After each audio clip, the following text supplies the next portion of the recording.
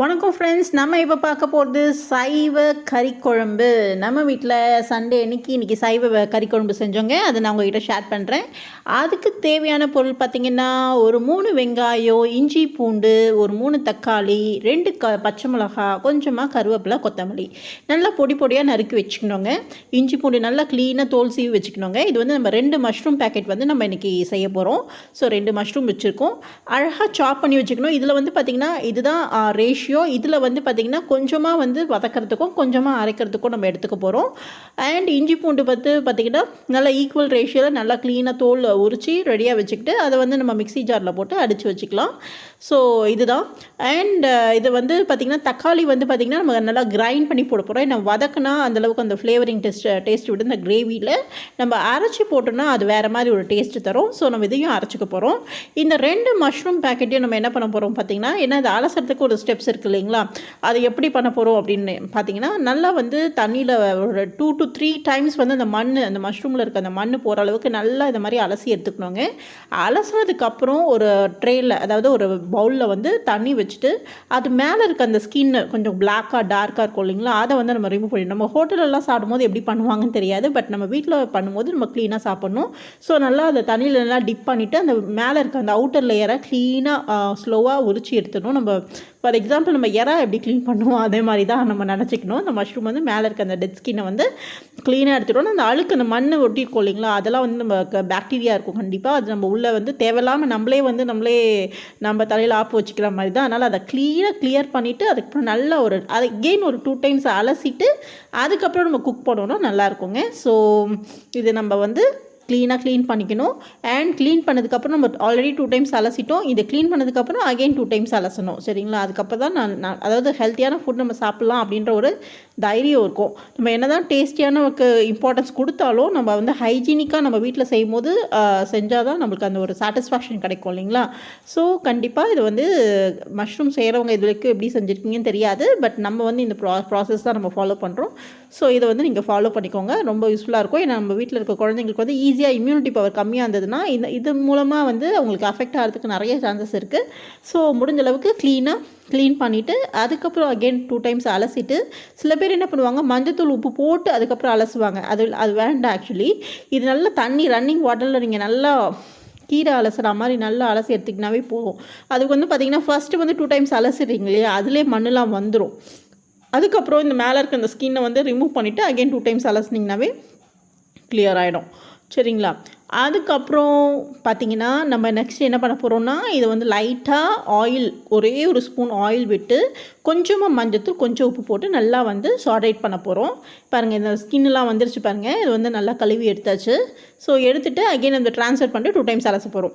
So இந்த mushroom நம்ம என்ன பண்ண போகிறோம், அலசி எடுத்தாச்சு இல்லைங்களா. லைட்டாக ஒரு கடாய் வச்சுட்டு அதில் ஒரே ஒரு ஸ்பூன் எண்ணெய் ஊற்றிட்டு அதுக்கப்புறம் இந்த மஷ்ரூமை உங்களுக்கு என்ன மாதிரி சைஸில் வேணுமோ நாங்கள் கட் பண்ணிக்கலாம். 2 to 4 ஸ்லைசஸாக கட் பண்ணிக்கலாம். கட் பண்ணிவிட்டு நீங்கள் லைட்டாக வந்து சாட்டேட் பண்ணணும். ஸோ இது நம்ம எதுக்கு எடுத்து வச்சுருக்கோம் பார்த்திங்கன்னா, 2 ஸ்பூன் மிளகு, ஒரு 2 ஸ்பூன் சீரகம் அண்ட் 2 ஸ்பூன் சோம்பு. இது வந்து ஃப்ளேவரிங்க்கு நல்லா இருக்குங்க, ஸ்பைசி. நல்லா குழம்பு கொதிச்சு வரும்போது இதை லைட்டாக ட்ரை ரோஸ்ட் பண்ணிவிட்டு அதுக்கப்புறம் மேலே தூவி விட்டோம்னா சூப்பராக இருக்கும். இங்கே பாருங்கள், நம்ம சொன்ன மாதிரி சாட்டேட் பண்ணியாச்சு. அதாவது எண்ணெய், உப்பு, மஞ்சத்தூள் போட்டு நல்லா சாட்டேட் பண்ணி தனியாக எடுத்து வச்சிட்டோன்னா அது வந்து கருப்பாகாது. ஸோ தட் நம்ம வெங்காயம், தக்காளி இதெல்லாம் ரெடி பண்ணுறதுக்குள்ளே அது வந்து பார்த்திங்கன்னா ஒரு சைடில் வந்து ரெடியாக இருக்கும். அண்ட் இது வந்து வெங்காயம் வந்து பார்த்திங்கன்னா என்னென்ன போட்டு தாளிச்சிருக்கோன்னா, சோம்பு, பட்டை, லவங்கம் அண்ட் நம்ம நறுக்கி வச்ச வெங்காயம், கொஞ்சமாக கருவேப்பிலை அண்ட் 2 பச்சை மிளகா, இதுதான் நம்ம தாளிச்சிருக்கோம். இது நல்லா ப்ரௌன் ஆகணுங்க. இது நம்ம வெங்காயம் வதக்கிறது தாங்க டேஸ்ட்டே இருக்குது. நம்ம வெங்காயம் வதக்கிறதுக்கு சோம்பேறித்தனம் பட்டோம்னா குழம்போட டேஸ்ட்டே வராதுங்க. அதனால் கொஞ்சம் நல்லா ஸ்லோ ஃப்ளேமில் வச்சுட்டு நல்லா ட்ரை ரோஸ்ட் பண்ணுவோங்க. வெங்காயம் நல்லா ப்ரௌன் சேஞ்சஸ் பண்ணணும். அந்த வெங்காயம் பச்சை ஸ்மெல் போகணும். நம்ம கிரைண்ட் பண்ணிட்டோங்க, இந்த மிளகு, சீரகம், சோம்பு சொன்னோம் இல்லைங்களா. ஸோ அதை வந்து நம்ம கிரைண்ட் பண்ணி எடுத்து வச்சாச்சு.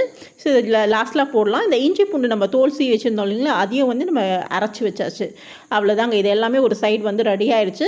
இப்போ நம்மளுக்கு என்ன வேலைன்னு பார்த்தீங்கன்னா, நல்லா வெங்காயம் வதக்கணும். இது வந்து பார்த்திங்கன்னா தக்காளி, நம்ம 3 தக்காளி எடுத்து வச்சுருந்தோம் இல்லைங்களா, அழகாக நல்லா மிக்சியில் போட்டு அரைச்சி வச்சாச்சு. நல்லா வெங்காயம் நல்லா கொஞ்சம் ப்ரௌன் ஆனதுக்கப்புறம் இந்த தக்காளி அரைச்சி வச்சுருக்கோம் இல்லைங்களா, அதை ஊற்றிட்டு அண்ட் அகெயின் அந்த இஞ்சி பூண்டு விழுது அதை வந்து லைட்டாக வந்து தூவி விட்டுட்டோன்னா நல்லா அடி பிடிக்காமல். ஏன்னா ஸ்டார்டிங்லேயே போட்டுட்டா நம்மளுக்கு என்ன ஆகும்னா கடாயோட ஒட்டிக்கும்.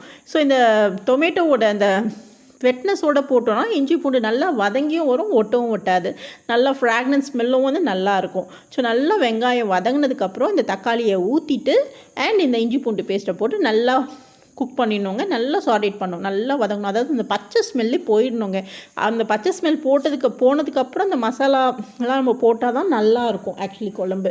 ஸோ இது வந்து நீங்கள் ட்ரை பண்ணி பாருங்கள். இன்கேஸ் நம்ம எல்லா இன்க்ரீடியன்ஸும் கரெக்டாக போடுறோமே ஏன் டேஸ்ட் வர மாதிரின்னு கேட்டிங்கன்னா அதுக்கு மைனஸான ரீசன் வந்து இதுதான். அண்ட் இது தான் மெயின் ரீசனும். ஸோ நல்லா வெங்காயமும் தக்காளி அண்ட் இஞ்சி பூண்டு நம்ம என்ன ஆட் பண்ணுறோமோ அது நல்லா அந்த பச்சை ஸ்மெல் வந்து நல்லா அந்த ஆயிலோடு மர்ஜ் ஆகி அந்த ஆயில் தனியாக பிரிஞ்சு வர அளவுக்கு அந்த பேஷன்ஸ் நம்மளுக்கு இருக்கணும். அப்போ தான் குழம்பு வந்து நல்லா ருசியாகவும் மணமாகவும் இருக்கும். ஸோ நெக்ஸ்ட்டு வந்து பார்த்திங்கன்னா நம்ம மசாலா எடுத்து வச்சுக்கலாம். இல்லை என்னென்ன எடுத்து வச்சுருக்கேன்னு பார்த்தீங்கன்னா கொஞ்சம் மஞ்சத்தூள், கொஞ்சம் உப்பு, தனி மிளகாத்தூள், குழம்பு மிளகாத்தூள் அண்ட் கறி மசாலா தூள் அண்ட் கொஞ்சமாக சிக்கன் மசாலா பவுடர். அது எல்லாமே வந்து பார்த்திங்கன்னா அந்த ஸ்மெல்லுக்காக சண்டே ஸ்பெஷல்ன்றதால அந்த ஸ்மெல்லோடு சாப்பிட்டா தான் நம்மளுக்கு நல்லாயிருக்கும் இல்லைங்களா. ஸோ நான்வெஜ் இல்லை அதனால நம்ம இந்த ஃப்ராக்னஸ் ஸ்மெல்லாம் எடுத்து வச்சாச்சு. ஸோ இந்த பொடியெல்லாம் நம்ம நல்லா வதங்கிருச்சுங்க. இப்போ வெங்காயம், தக்காளி, பச்சை மிளகாய், இஞ்சி பூண்டு அண்ட் நம்ம வந்து மஷ்ரூமையும் போட்டாச்சு. நல்லா வதங்கிடுச்சு. வதங்கினதுக்கப்புறம் இந்த நம்ம எடுத்து வச்சுருந்தோங்கள மசாலா, மிளகாத்தூள் அண்ட் உங்களுடைய அளவு தாங்க. ஏன்னா நம்ம காரம் சில பேர் நிறைய சாப்பிடுவாங்க, சில பேர் கம்மியாக சாப்பிடுவாங்க. ஸோ உங்களுக்கு ஏற்ற மாதிரி நீங்கள் போட்டுக்கோங்க. பட் இதுதான் வந்து மெயினான இன்க்ரீடியன்ட்ஸ். அண்ட் அதுக்கப்புறம் வந்து பார்த்திங்கன்னா அதை போட்டுட்டு லைட்டாக தண்ணி தெளித்து விட்டுட்டு உங்களுக்கு எந்த அளவுக்கு வேணும், நல்லா திக்காக வேணும்னா நல்லா திக்காக எடுத்துக்கோங்க. ஏன்னா நம்ம இதில் வந்து பார்த்திங்கன்னா வெங்காயமும் நம்ம அரைச்சி போட்டிருக்கோம். ஏன்னா வந்து கொஞ்சம் திக்னஸ் வரணுன்றதுக்காக வெங்காயமும் அரைச்சி போட்டிருக்கோம். ஸோ உங்களுக்கு வந்து கொஞ்சம் லிக்விடாக வேணும், குழம்பு ஊற்றி சாப்பிட்ற மாதிரி வேணும்னா கொஞ்சம் தனியாக ஊற்றிக்கோங்க. ஏன்னா சில பேர் தேங்காய் அரைச்சி ஊற்றுவாங்க. ஸோ நம்ம வந்து அன்றைக்கியே நம்ம செஞ்சு வந்து காலி பண்ண போகிறோம். ஐ மீன் ஒன் டைம் தான் அதை யூஸ் பண்ண போகிறோம். அண்ட் நைட்டு இருந்ததுன்னா கொஞ்சம் தோசைக்கு யூஸ் பண்ணிப்போம். அதனால கொஞ்சம் திக்காக அண்ட் ஸ்பைஸியாக வேணுன்றதால கொஞ்சம் கிரேவி மாதிரி பண்ணியாச்சுங்க. ஸோ தண்ணி ஊற்றியாச்சு அண்ட் அதை மூடி வச்சு 5 மினிட்ஸில் ஆஃப் பண்ணியாச்சுங்க.